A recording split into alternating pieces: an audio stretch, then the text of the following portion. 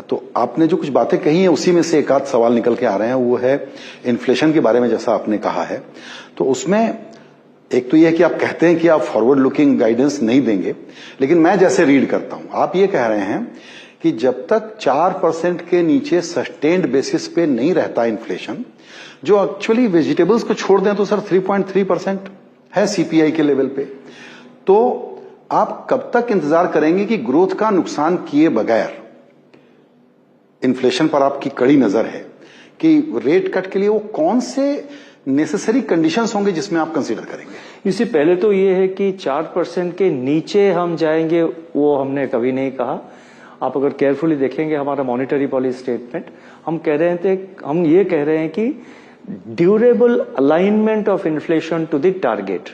Alignment मतलब वो 4% के आसपास रहे, और उसमें एक ड्यूरेबल बेसिस में, ये नहीं कि वन ऑफ, मतलब आप देखिए पिछले जुलाई का इन्फ्लेशन 3.5% आ गया, इसका मतलब ये नहीं कि मतलब प्रॉब्लम ओवर हो गया है, क्योंकि that is primarily because of base effect, solid base effect advantage था। तो आवर टारगेट, आवर अप्रोच जो है 4% के आसपास रहे, और उसमें थोड़ा ड्यूरेबिलिटी, हमको कॉन्फिडेंस आए कि हाँ अभी 4% के आसपास रहेगा। एक वन ऑफ 4% के नीचे चला जाए फिर हम इंटरेस्ट रेट को ये कर देंगे, वो बहुत बड़ा सीरियस पॉलिसी मिस्टेक होगा।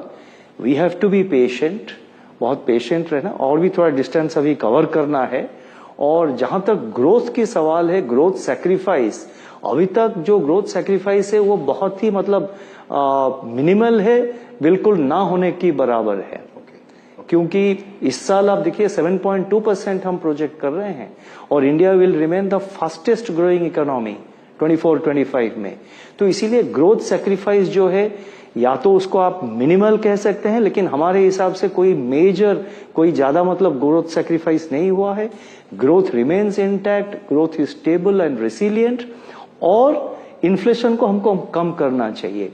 देखिए वेजिटेबल प्राइसेस या फूड आइटम्स को अगर आप निकाल देंगे और फिर आप कहेंगे कि नहीं इन्फ्लेशन कम हो गया, फिर आप एक आम जनता के पॉइंट ऑफ व्यू से आप सोचिए, अगर फूड प्राइसेस ज्यादा है, हम सिर्फ जिसको कहते हैं कि कोर इन्फ्लेशन कम हो गया, ठीक है इन्फ्लेशन कम हो गया, अगर वो कहेंगे, वो क्रेडिबल नहीं रहेगा जी, वो क्रेडिबल नहीं रहेगा। लोगों के, आम जनता के माइंड में ये रहेगा, कैसे आप कह रहे हैं मेरा तो इतना खर्चा हो रहा है, मेरा सैलरी इतना है और उसमें से इतना परसेंटेज जा रहा है फूड कॉस्ट में, फूड इन्फ्लेशन, कैसे सरकार कह रही है, कैसे आरबीआई कह रही है कि इन्फ्लेशन जो है कम हो गया। इसीलिए फूड इन्फ्लेशन, हमारा जो हेडलाइन इन्फ्लेशन जो टारगेट है, उसमें एक बहुत बड़ा इंपॉर्टेंट कंपोनेंट है।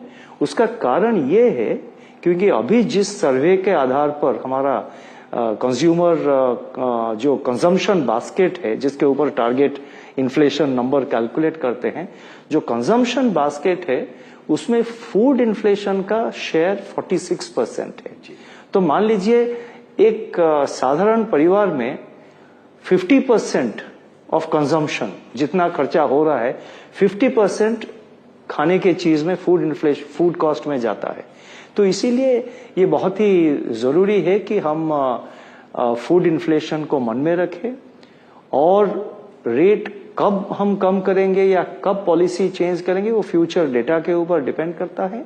लेकिन फिलहाल हमको ये कॉन्फिडेंस है कि इन्फ्लेशन कम हो रहा है और 4% के आसपास पहुंच जाना चाहिए। लेकिन इस साल का एवरेज हमने 4.5% दिया है, बहुत सारे अनसर्टेनिटीज है। आगे जाके हम देखेंगे कैसे इनकमिंग डेटा स्टडी करेंगे, उसके आधार पर आउटलुक क्या बन रहा है, हमारा असेसमेंट करेंगे कि अगले 6 महीने में कैसा रहेगा, उस बेसिस पे हम डिसीजन लेंगे। पहले से एक गाइडेंस दे के मतलब आप एक गाइडेंस दे देंगे, फिर वो आप देखते हैं कि कुछ डेवलपमेंट्स आगे और नहीं हो रहा है, तो हम लोगों को कंफ्यूज नहीं करना चाहते हैं। लेकिन we are completely focused on inflation, we are keeping close eye on growth, we are keeping close eye on inflation.